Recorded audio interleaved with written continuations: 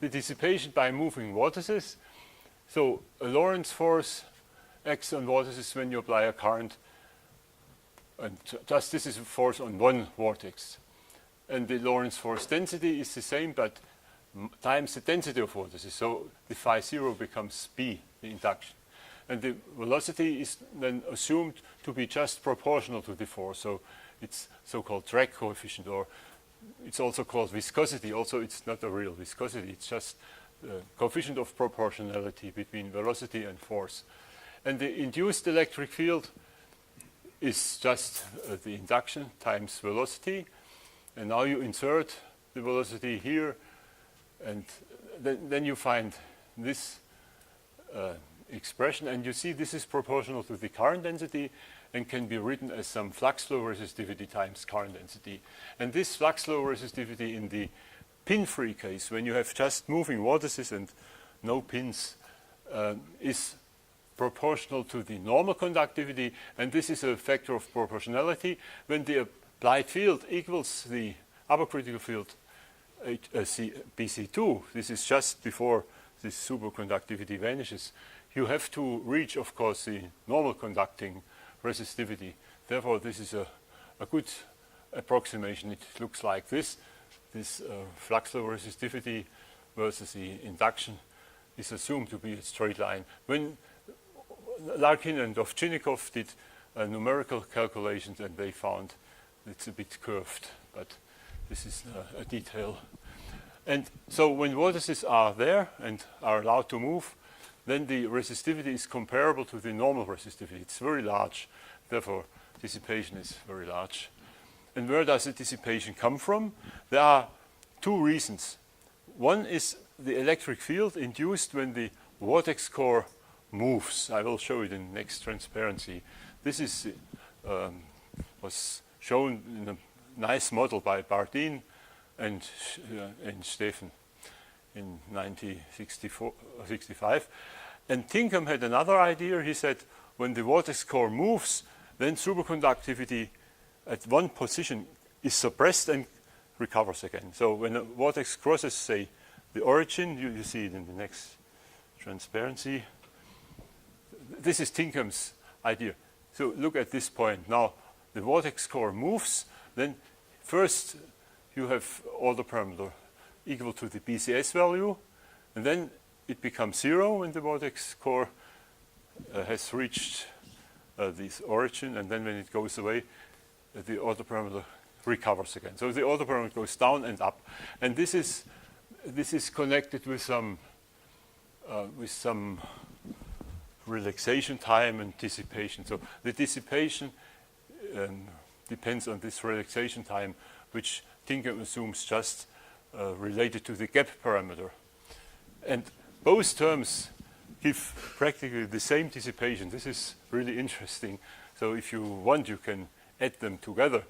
So this Bardeen-Steffen dissipation comes from the fact when you move a vortex core, it's similar as when you move a magnet above a blade of aluminum or copper, then you have eddy currents. And they flow like this. It's just a dipolar current. And these eddy currents also flow through the normal conducting core. This core of a vortex is assumed to be a normal conducting cylinder in the model by Bardeen and Steffen. And therefore, you have a dissipation inside this normal conducting core. There is no dissipation outside. This is a superconductor, and this is a normal conducting vortex core. So these models give the same result. But of course, when you do it numerically, the computation was done by Hu in 1972 numerically, and they find, of course, you cannot distinguish these two terms. This all comes together from Ginzburg-Landau theory, and you cannot say exactly how large is this term and how large is this term. But the result is practically the same as this model gave. And then another interesting topic is the penetration of vortices. I go through this quite quickly. So there is the Ginzburg-Landau lower critical field and the thermodynamical and the upper critical field. And this these are analytic expressions, and this is given by you have to do numerics to get the lower critical field, because you have to solve the problem of a single vortex. And there I did the numerics. You can express this low critical field to very high accuracy in this form, and you have only one single parameter, which is a function of kappa. And this can be expressed in a nice approximate form, up to 1% or so. So you have all these equations, and the magnetic field of a vortex you also have, and this is related to this Bessel function. And then you have a core radius. You can assume such a function with another parameter alpha. And then the self-energy and the vortex interaction energy are just energies per unit length. And now, it's time, yeah.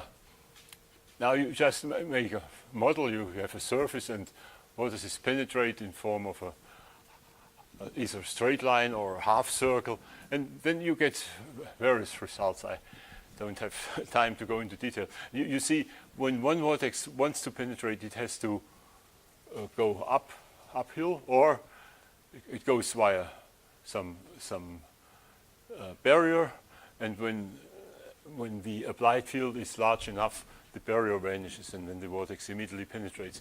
So you can calculate this penetration field, and it turns out to be approximately given by the thermodynamic critical field, which is just here, this, which is between BC1 and BC2. Then you can estimate how a half loop penetrates, or at the corner, a quarter loop, and also when you have a rough surface, and at these edges, of course, the magnetic field is strongly enhanced, and vortices will nucleate. All this will be in the electronic version, so you can see it. And I numerically calculated the magnetic field near the edge of a rectangular cross-section infinite strip. So here is 90 degrees, and in this case, the current inside it doesn't diverge, but it has a very sharp peak.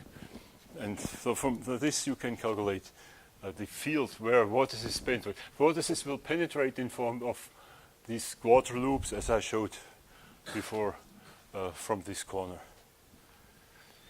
Then there are other situations when you have sharp edge like this, the penetration field is even lower, or in the situation when you have tilted field is such that you have also perpendicular vortices. Only when the applied field is exactly parallel to the thin film, but this you cannot reach in reality. There will always be a small perpendicular component, and this will generate these vortices. And there is, you can calculate the penetration into a sphere, into an ellipsoid, and also in a rectangle. This is numerically done, and you see here to these demagnetizing factors in a cylinder and sphere, you have such numbers, and the ellipsoid has a demagnetizing factor, which is just the ratio of the axis. And when you have a rectangular cross section, you have a larger field here, and therefore the penetration field, the penetration field is larger. So there are more things.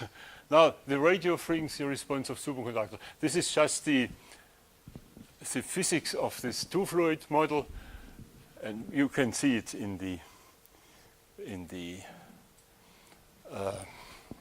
electronic version. There is a complex surface resistivity which has a real and an imaginary part. And now you compare, you insert the London theory, and then you get explicit expressions for this two-fluid model, so I don't have time to go through this. And now you take the microscopic theory, and then you compare the result of the microscopic theory with a two-fluid model, and you can interpret the parameters in the two-fluid model, and you find that now the excitations which were assumed in the two-fluid model, they are just the Cooper pairs. And you find expressions for the ratio of the real and imaginary parts. And for computation of strong and pure superconductors, you can look into numerical work by Kurt Scharnberg. This is published only in a Tesla report of 2000, but it's the best calculation which exists for pure niobium, and so there are some results. But you should use not too clean niobium, because when the purity increases, the effective magnetic penetration depths. Now, when this mean free path becomes smaller, then the magnetic penetration depth increases, and this means that your quality factor of your resonator, when this increases, and here you have -1, then the quality decreases. So you should not have too clean superconductor. This is already summary, so you can read this here, and the last point is repeated here. So if you use too clean, yes, here, extremely pure niobium is not optimal, since the dissipation is proportional to the mean free path of the electrons. I stop here.